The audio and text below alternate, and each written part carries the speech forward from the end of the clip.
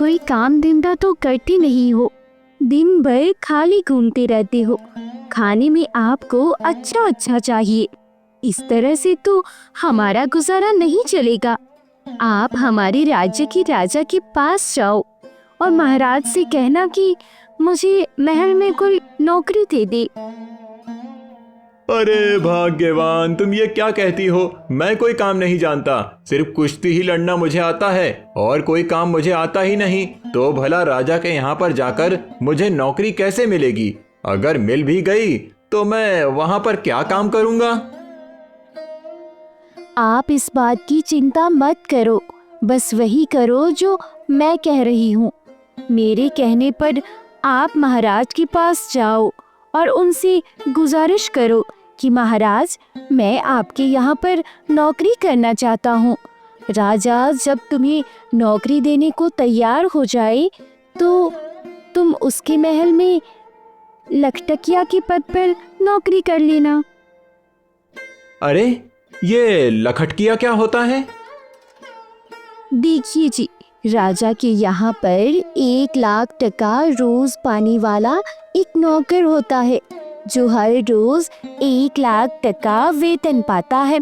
उसका काम यह होता है, जो काम राजा से ना हो सके, उसकी सेना से ना हो सके, उसके किसी मंत्री से ना हो सके, उस काम को वो लखटकिया को करना होता है। मैं कोई काम नहीं जानता, तो फिर भला मैं उस काम को कैसे करूँगा? देखिए जी, आप चिंता न करो, मैं हूं ना। आप तो बस वहां चले जाओ और महाराज से कहना कि मुझे लखटकिया की नौकरी चाहिए। पहलवान का मन तो नहीं था, लेकिन फिर भी अपनी पत्नी के कहने पर वह राजा के दरबार में चला गया। जब राजा के दरबार में पहुंचा तो महाराज ने देखा कि एक बड़ा ही पहलवानों जैसा शरीर वाला आदमी उनके दरबार में आया है। तो राजा समझ गया कि शायद यह आदमी किसी नौकरी की तलाश में आया है। महाराज ने उससे पूछा, तुम किस लिए यहाँ पर आए हो? महाराज, मैं अपने गांव से नौकरी की तलाश में यहाँ पर आया हूँ। अच्छा ठीक है, पर तुम ये बताओ कि तुम करोगे क्या? कौन कौन से काम तुम कर सकते हो? महाराज, जो काम आपसे नहीं होगा, आपकी सेना से नहीं होगा, ना ही आपका कोई मंत्री कर पाएगा, वो मैं करूंगा। परंतु इसके बदले मैं आपसे 1,00,000 टका रोज का वेतन लूंगा। अच्छा, तो तुम लखटकिया की नौकरी करना चाहते हो? जी महाराज, आपने बिल्कुल ठीक समझा। मंत्री जी, देखिए जरा, क्या मुझसे भी पहले किसी राजा ने किसी लखटकिए को नौकरी पर रखा है या नहीं? महाराज, आपके पिता ने भी एक लखटकिए को नौकरी पर रखा था। फिर ठीक है, हम भी अपने यहाँ पर एक लखटकिए को नौकरी पर रखेंगे। यही सोचकर महाराज ने उस पहलवान को अपने यहाँ पर एक लखटकिए के रूप में रख लिया। अब तो पहलवान खुश हो गया और कहने लगा, महाराज, अब आप मेरे रहने का भी कोई इंतजाम कीजिए। जब कोई ऐसा काम पड़ेगा जो आपसे नहीं होगा, आपकी सेना से नहीं होगा और ना ही आपके मंत्रियों से होगा, तब आप खबर भिजवाकर मुझे बुला लीजिएगा। राजा के महल से कुछ ही दूरी पर राजा का शाही बगीचा था। वहीं पर पहलवान के रहने का इंतजाम कर दिया गया। सुनो लखटकिया, तुम इस भवन में आराम से रह सकते हो। मुझे जब भी आवश्यकता पड़ेगी मैं तुम्हें बता दूंगा। अब तो वह पहलवान रोज 1,00,000 टका वेतन पाने लगा। रहने के लिए उसे राजा की तरफ से एक बहुत ही सुंदर भवन मिल गया था। एक दिन की बात है, पहलवान के गांव का एक आदमी जो राजा के यहाँ पर कर्मचारी के रूप में काम करता था, उसने दूसरी कर्मचारी को बताया, मैं इस पहलवान के गांव में रहता हूँ और ये पहलवान इतना भाग्यशाली है कि इसकी पत्नी इतनी सुंदर है जैसे पूरे राज्य में कोई नहीं है। होते होते यह बात राजा की मंत्री तक पहुंची और फिर मंत्री के द्वारा यह बात राजा तक पहुंच गई कि पहलवान की पत्नी एक बहुत ही सुंदर औरत है। अगले दिन राजा और मंत्री पहलवान से कहने लगे, पहलवान जी, हम देखना चाहते हैं कि तुम्हारा घर कैसा है, तुम्हारा गांव कैसा है। पहलवान महाराज के आदेश को टाल न सका। मंत्री और राजा को लेकर वह अपने गांव की तरफ चल पड़ा। पहलवान की पत्नी बहुत ही सुंदर थी। जब उसने देखा कि राजा और उसके मंत्री हमारे घर पर आए हैं, तो उसने तरह तरह के कई स्वादिष्ट पकवान बनाए। जब राजा की नजर पहलवान की पत्नी पर पड़ी, तो राजा उसे देखता ही रह गया। राजा सोचने लगा, इस पहलवान की पत्नी तो इतनी सुंदर है कि इसके सामने मेरी रानी भी कुछ नहीं। राजा यह देखकर हैरान था। भोजन करने के बाद महाराज और मंत्री दोनों महल में वापस लौट आए। महल वापस आकर राजा ने अपने मंत्री से कहा, मंत्री जी, इस पहलवान की पत्नी की सुंदरता के आगे हमारी रानी भी कुछ नहीं। हाँ महाराज, उसकी पत्नी तो बहुत ही सुंदर है, परंतु क्या किया जाए, ये तो अपना अपना नसीब है। किसी के नसीब में सोना है तो किसी के नसीब में मिट्टी भी नहीं। मंत्री जी, पहलवान की पत्नी ने हमारा मन मोह लिया है। मैं उस पर दिल हार बैठा हूँ और किसी न किसी तरह से उसे पाना चाहता हूँ। आप बताइए, हमें क्या ऐसा करना चाहिए कि मैं उसकी पत्नी को अपनी पत्नी बना सकूं? वो दोनों उसी दिन से पहलवान की पत्नी को हड़पने का षड्यंत्र बनाने लगे। इस घटना को बीते हुए 1 महीना हो चुका था। राजा हर दम पहलवान की पत्नी के ख्यालों में खोया रहता था और यही विचार करता था, किस तरह से उसकी पत्नी को हासिल करें। एक दिन ऐसा हुआ कि महाराज की माँ, जो कि राजमाता थी, वह बहुत ही बीमार पड़ गई।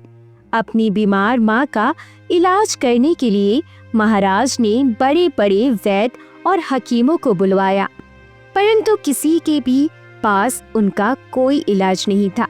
राजमाता ठीक नहीं हो सकी। राजमाता का बदन हमेशा दर्द में रहने लगा। कोई भी वैद्य और हकीम उनका इलाज नहीं कर पा रहा था।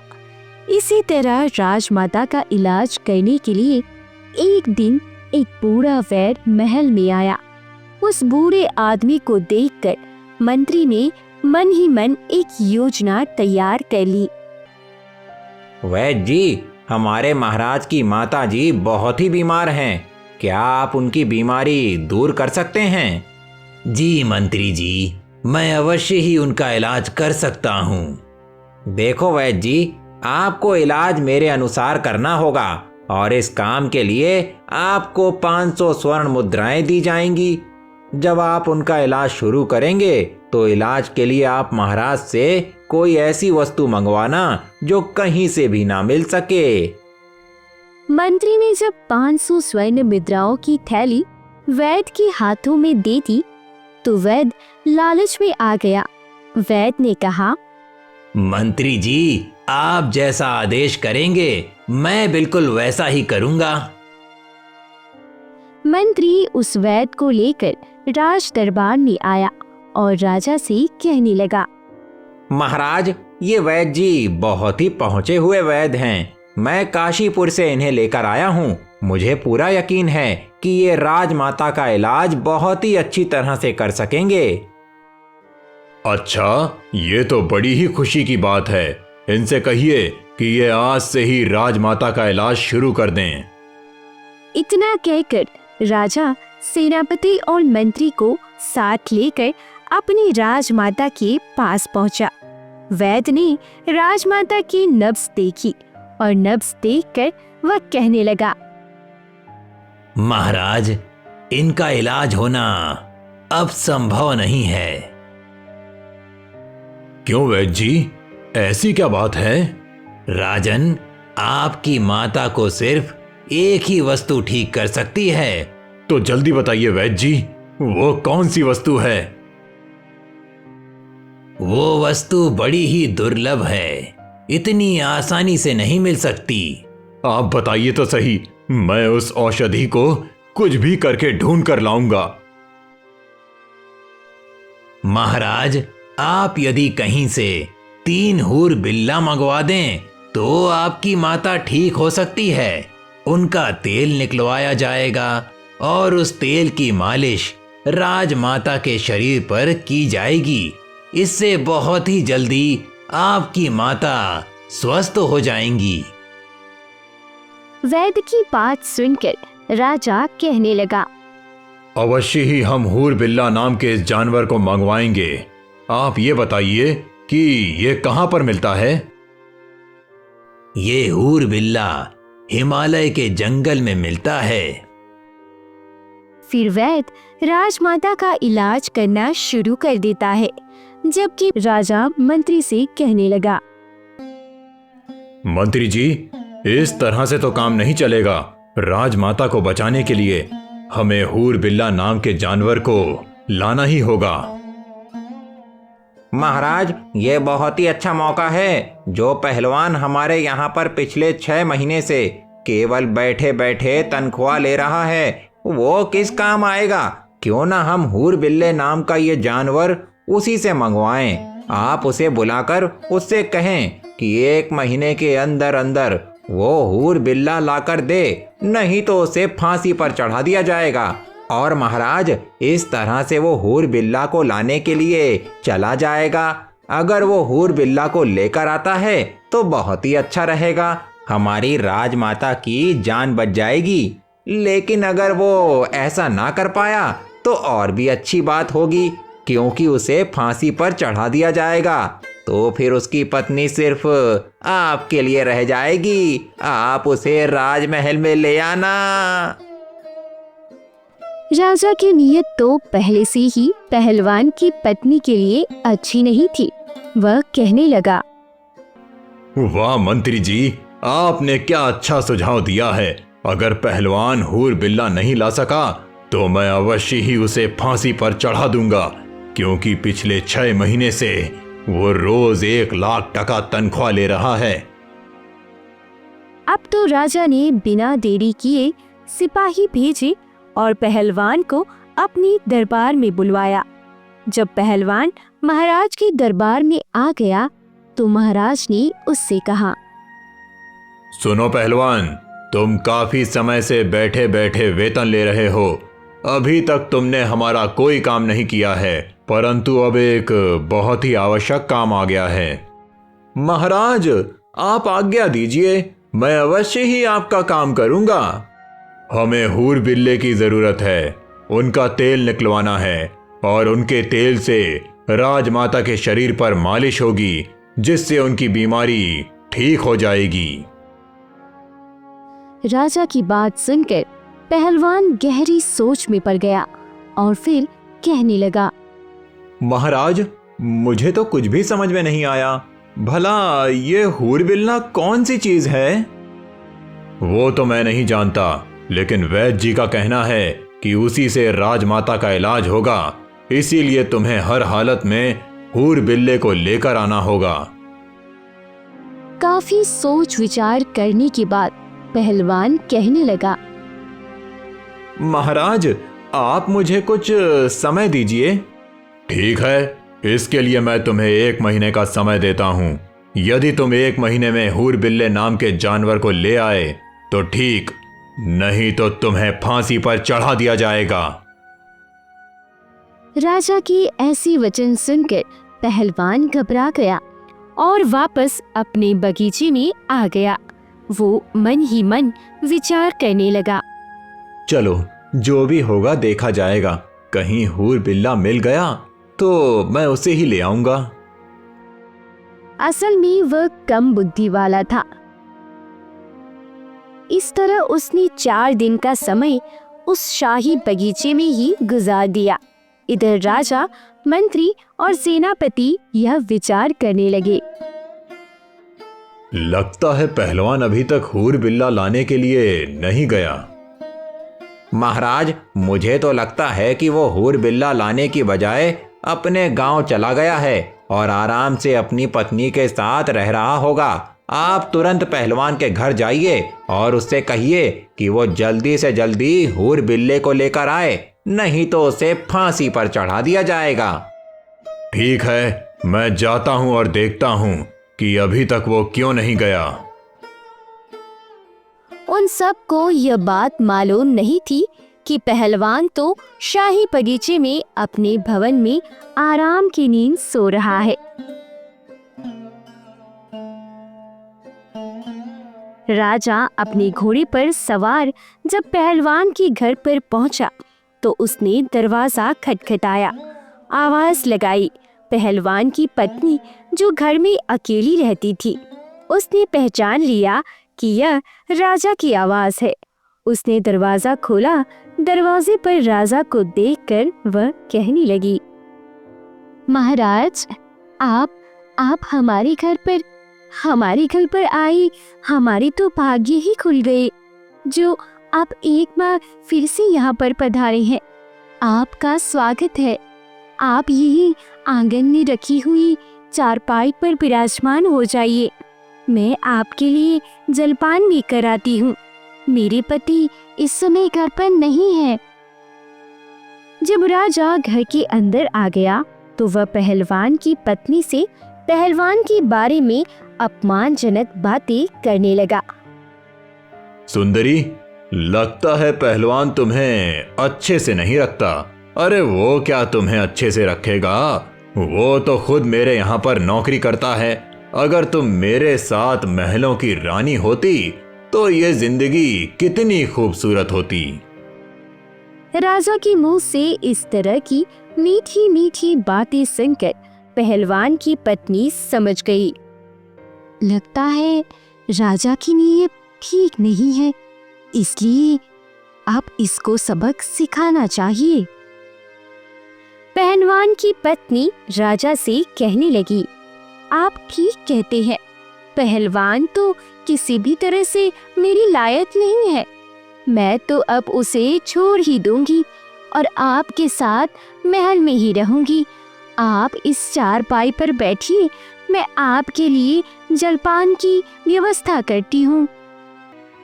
राजा उस चारपाई पर बैठा तो वह चारपाई के नीचे बने हुए कुएं में जा गिरा। यह सब योजना पहलवान की पत्नी की थी। उसे इस बात का अंदेशा पहले से ही था कि हो सकता है कि कभी कोई गैर मर्द उस पर बुरी दृष्टि रखेगा। इसी तरह से उसे मजाक सिखाया जा सकता है। जब राजा उस 100 हाथ गहरे कुएं में जा गिरा तो सोचने लगा, अरे ये क्या हुआ? मैं यहाँ कहाँ पर फंस गया?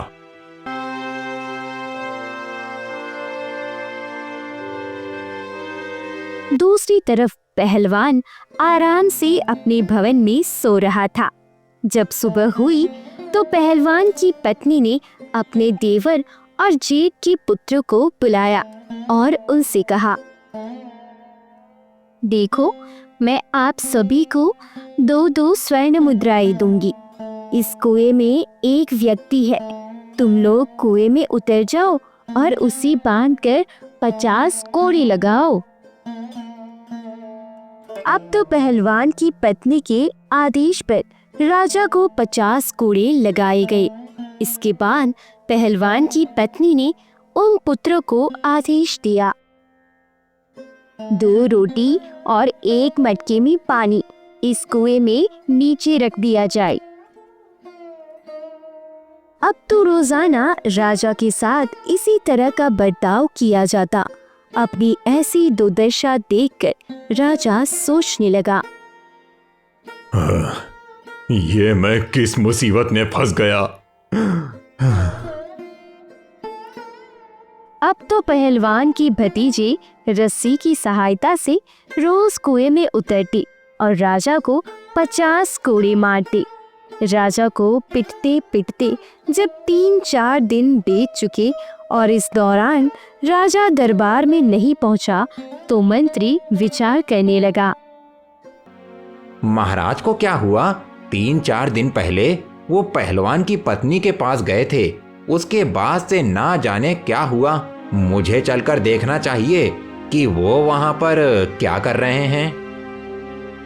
ऐसा विचार करके मंत्री भी चल दिया। जब काफी अंधेरा हुआ, तब मंत्री पहलवान की पत्नी के घर के दरवाजे पर पहुंचा। उसने आवाज लगाई। आवाज पहचान कर पहलवान की पत्नी बाहर आई तो देखा राजा के मंत्री थे। मंत्री कहने लगा, देखिए, मैं राजा का मंत्री हूँ और आपसे मिलने के लिए आया हूँ। आप यहाँ पर क्यों आए हैं? असल में पहलवान की पत्नी पर मंत्री की नीयत भी खराब हो चुकी थी। मंत्री कहने लगा, मैं यहाँ पर इसीलिए आया हूँ कि देखो, पहलवान तो अब मारा ही जाएगा। वो जीवित नहीं बचने वाला है, क्योंकि वो हिमालय के जंगलों में गया है और वहां से लौट कर नहीं आएगा। तुम अकेली यहाँ पर कैसे रहोगी?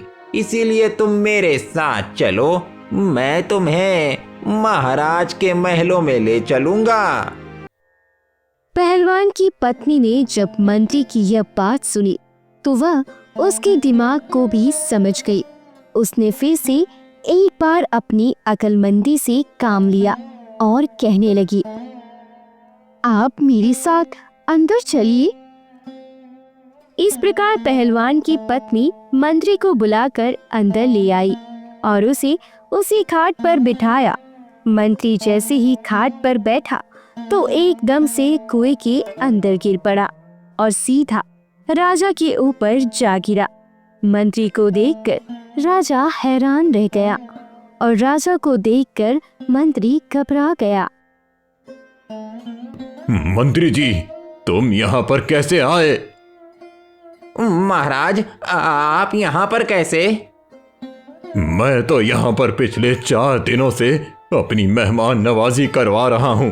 अब तुम आ गए हो तो और भी अच्छा हो गया। इधर जब सुबह हुई तो पहलवान की पत्नी ने अपने जेठ के पुत्रों को बुलाया। उनका तो रोजाना का यही नियम बन गया था।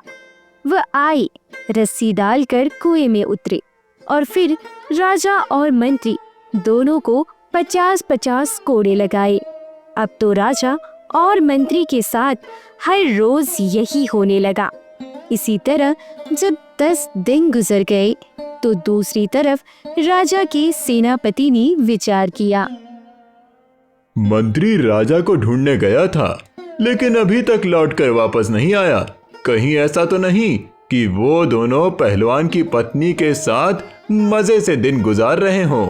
मुझे भी चलकर देखना चाहिए कि वो लोग अभी तक वापस क्यों नहीं लौटे।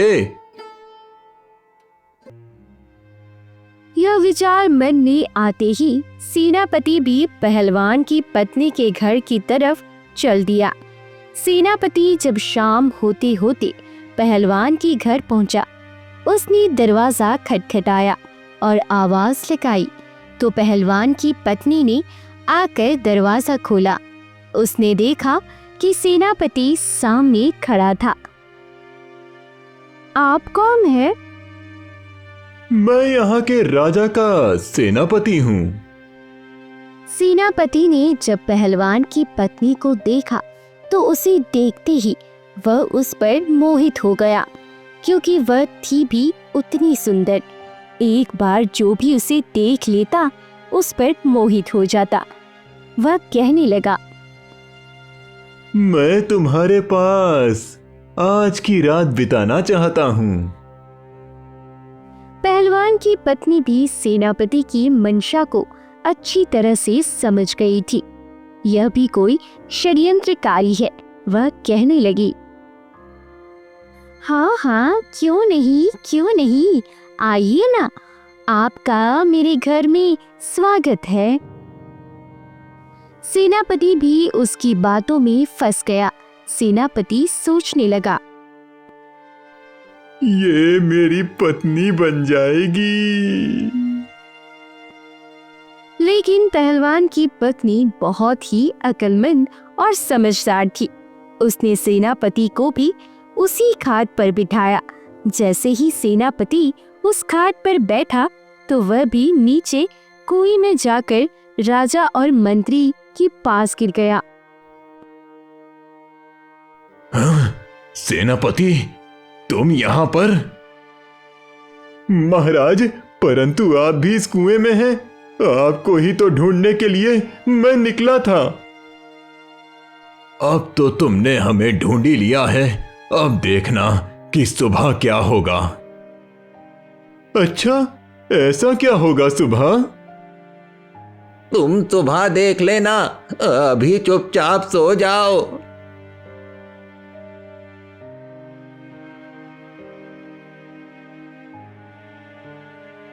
जब सुबह हुई तो पहलवान की पत्नी ने अपने देवर और जेठ के पुत्र को बुलाया।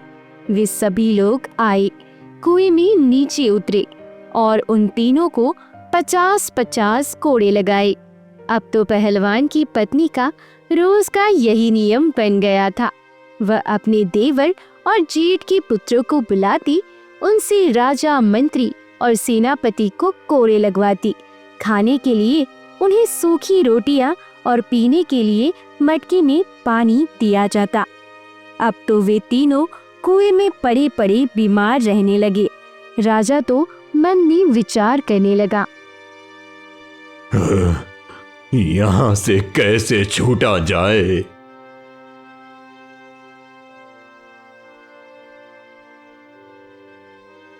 मैं उस हूर बिल्ला नाम के जानवर को कहां से लाऊं?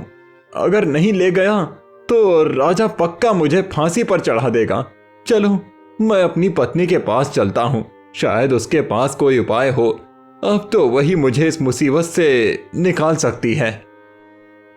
निराश मन से पहलवान अपनी पत्नी के पास पहुंचा। जब उसकी पत्नी ने अपने पति का मुरझाया हुआ चेहरा देखा तो वह पूछने लगी, स्वामी, ऐसा क्या कारण है जो आप इतनी उदास हैं? मुझे राजा फांसी की सजा देने वाला है। क्यों जी, आखिर ऐसा क्या हुआ जो राजा आपको फांसी पर चढ़ा देगा? क्योंकि उसने मुझे ऐसा काम बताया था जो मैं नहीं कर पाऊंगा। अच्छा, बताओ तो सही, ऐसा कौन सा काम था जिसे लेकर आप इतने परेशान हैं? महाराज ने मुझसे 3 हूर बिल्ला मंगवाए हैं और ये हूर बिल्ला हिमालय के जंगलों में मिलते हैं। राजा उनका तेल निकालेंगे और राजमाता, जो कि बहुत ही बीमार हैं, उस तेल से उनकी मालिश की जाएगी। बस इतनी छोटी सी बात? मैं तो घबरा ही गई थी कि न जानी कौन सी बात है। अरे, ऐसे हूर बिल्ला तो हमारे ही आसपास के जंगलों में बहुत मिलते हैं। मैं अपने भतीजे से पकड़वाकर आपको दे दूंगी। आप ऐसा कीजिए कि 4-5 दिन के लिए अपने ससुराल चले जाइए। आपकी सास ससुर ने आपको बुलाया है। पहलवान अपनी पत्नी के कहने पर अपने ससुराल चला गया। कम अकल का तो वो पहले से ही था। वह सोचने लगा, इसका मतलब मेरी पत्नी मेरी मुसीबत दूर कर देगी। इधर पहलवान की पत्नी ने जेठ के पुत्रों को यह आदेश दिया, आप लोग कुछ पंखों की व्यवस्था कीजिए। चिड़िया के, कबूतर के, मोर के सभी पंखियों के पंख ज्यादा से ज्यादा लेकर आओ और उन पंखों को एक कमरे में बंद कर दो। उन लोगों ने 2 ही दिन में कमरा पंखों से भर दिया। जब तीसरा दिन हुआ तो उसने अपने भतीजे से कहा, तुम इन तीनों बदमाशों को चिपचिपी चावल की मान में नहलाओ और फिर इन्हीं पंखों वाले कमरों में बंद कर दो। भतीजी ने ऐसा ही किया। जैसे ही वे सभी कमरों में पहुंचे तो पक्षियों के सारे पंख उनके शरीर से चिपक गए अब चौथे दिन पहलवान अपने ससुराल से लौटकर अपने घर आया और अपनी पत्नी से कहने लगा, तुम अब बताओ कि वो हूर बिल्ला कहाँ है। जल्दी से मेरी समस्या सुलझा दो, क्योंकि मुझे महाराज से बहुत ही डर लग रहा है। तुम्हें तो पता ही है कि राजा मुझे फांसी पर चढ़ा देगा। आप इतना क्यों घबरा रही हो? मैंने तो आपसे पहले ही कहा था कि मैं हूर बिल्ला पकड़वा कर लाऊंगी और मैंने उनकी व्यवस्था कर दी है। पहलवान ने देखा कि बड़े ही विचित्र जानवर वहां पर बंधे हुए थे। जगह जगह पूरे शरीर पर रंग बिरंगे और अलग अलग तरह के पंख लगे हुए थे। आप इनको ले जाइए और साथ ही एक डंडा भी लेकर जाइए। यदि इनमें से कोई रास्ते में उत्पात करे तो इसे डंडे से उसकी पिटाई कर देना। वैसे तो ये बहुत ही सीधे हैं, चुपचाप चले जाएंगे।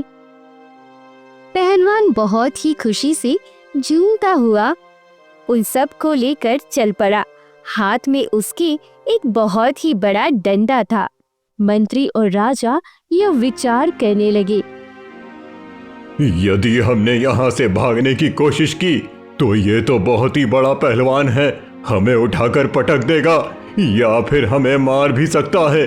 इसीलिए चुपचाप इसके साथ चलने में ही भलाई है। जब वे पैदल उन्हें लेकर आया तो अपने बगीचे में पहुंचा। इन्हें सुबह महाराज के दरबार में पेश करूंगा। अब मैं आराम से सो जाता हूँ।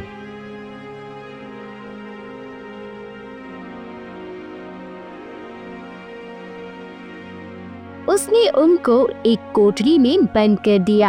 अब राजा, मंत्री और सेनापति यह विचार करने लगे, यदि इस पहलवान ने हमें सुबह राज दरबार में पेश कर दिया तो सचमुच ही हमारा तेल निकल जाएगा और हमारी मृत्यु निश्चित है।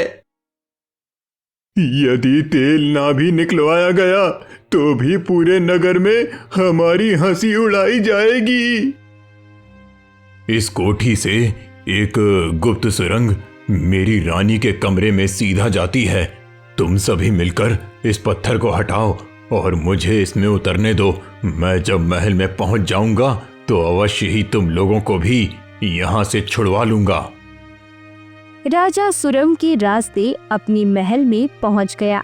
रानी उसे देखकर चिल्लाने लगी, बचाओ बचाओ, मुझे कोई बचाओ। मैं राजा हूँ, राजा। यदि आप राजा हो तो यह आपको क्या हो गया?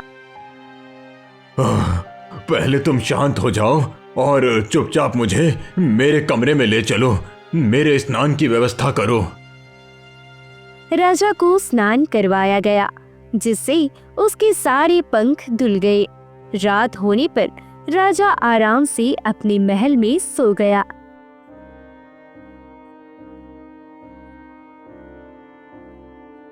दूसरी तरफ जब पहलवान जागा तो देखा कि कमरे में तो केवल 2 ही हूर बिल्ला थे। तीसरा वहां से गायब हो गया था। अब तो वह डंडा लेकर पूछने लगा, बताओ एक और कहां पर है?